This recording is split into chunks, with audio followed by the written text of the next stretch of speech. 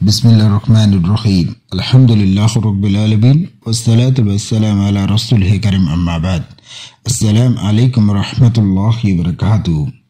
మనకు నేటి అంశం తారాబీ చదివే వారికి ఏం లభిస్తుంది అనే విషయాన్ని మనం దైవ ప్రవక్త ముహమ్మద్ సల్లల్లాహు అలైహి వసల్లం గారు తెలియజేసిన హదీసుల ద్వారా మనం ఈరోజు తెలుసుకుందాం.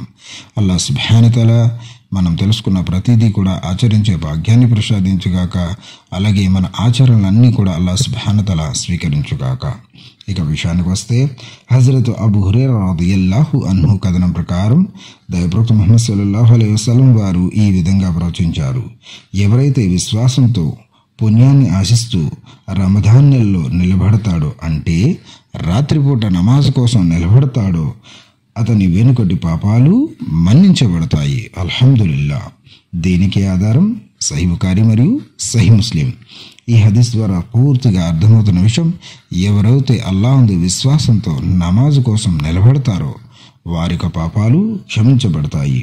వేరొక ఉల్లేఖనంలో హజరత్ అబూ హురైరా రదియల్లాహు వారే తెలియజేసినది: దైవప్రవక్త ముహమ్మద్ సల్లల్లాహు అలైహి వసల్లం రమదాన్ నెల రాత్రిపూట నమాజు తప్పనిసరిగా చేయవలసినదేనని చెప్పకుండా తన అనుచరులను దాని విషయంలో ప్రోత్సహిస్తూ ఉండేవారు.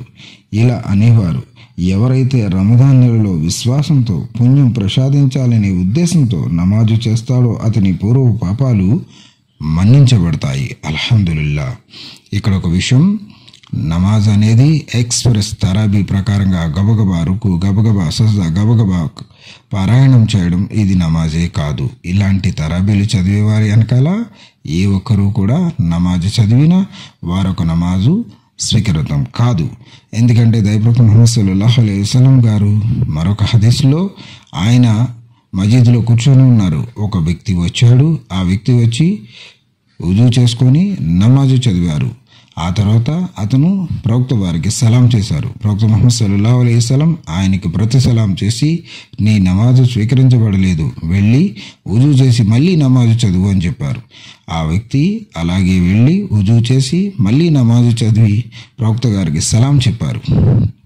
అప్పుడు కూడా ప్రవక్త ముహమ్మద్ సల్లల్లాహు అలైహి వసల్లం అదే మాట అన్నారు: నీ నమాజు నెరవేరలేదు, వెళ్ళి నువ్వు మళ్ళీ వుజూ చేసి నమాజు చదువు అన్నారు. ఆ వ్యక్తి అలా 3 సార్లు చేసిన తర్వాత కూడా ప్రవక్త వారు అదే మాట పలికారు. ఆ వ్యక్తి అన్నారు: అల్లా సాక్షి, నాకు ఇంతకన్నా శ్రేష్టంగా నమాజు చదవడం రాదు అన్నప్పుడు ప్రవక్త ముహమ్మద్ సల్లల్లాహు అలైహి వసల్లం గారిని ఆ వ్యక్తి ఉద్దేశించి అంటున్నారు: దైవప్రవక్త, మీరే నాకు నమాజు నేర్పండి అన్నప్పుడు ప్రవక్త ముహమ్మద్ సల్లల్లాహు అలైహి వసల్లం గారు నింపాదిగా పారాయణం చెయ్యి, నింపాదిగా రుకు చెయ్యి, నింపాదిగా సజ్జా కూడా చెయ్యి అని చెప్పారు. నింపాదిగా చేయమని ఇక్కడ ఎంత ప్రవక్త ముహమ్మద్ సల్లల్లాహు అలైహి వసల్లం గారు తాకీదు ఉందో మనకు అర్థమవుతుంది కదా. అయినా కూడా సమయం త్వరగా అయిపోతుంది కదా అని చెప్పి కొంతమంది చాలా ఫాస్ట్గా ఖురాన్ పారాయణం చేయడం, ఫాస్ట్గా రుకు సజ్జాలు చేయడం, ఫాస్ట్గా గబగబా అన్నీ చేసేయడం చేస్తున్నారు. ఈ పద్ధతికి ఇస్లాంకి ఎలాంటి సంబంధం లేదు. అలా ఎవరైతే నమాజు చదువుతారో వారికి నమాజులు చదువుతున్నారని వారి భ్రమపడడం తప్ప ఆ ఒక్క నమాజు వారికి ఎలాంటి పుణ్యాన్ని ప్రసాదింపచేయదు అనే విషయాన్ని గమనించండి. అందువల్ల నింపాదిగా నమాజును చదవాలి. అలా నింపాదిగా చదవని వారి నమాజు స్వీకృతం కాదు. అల్లాహ్ సుబ్హానహు వ తఆలా దివ్య ఖురాన్లో ఈ విధంగా తెలియజేయడం జరుగుతుంది: ప్రవక్త మీకు దేనిని ఇచ్చారో దాన్ని తీసుకోండి, ఆయన మిమ్మల్ని దేని నుండి అయితే వారించారో దాని దరిదాపులకు వెళ్ళకండి.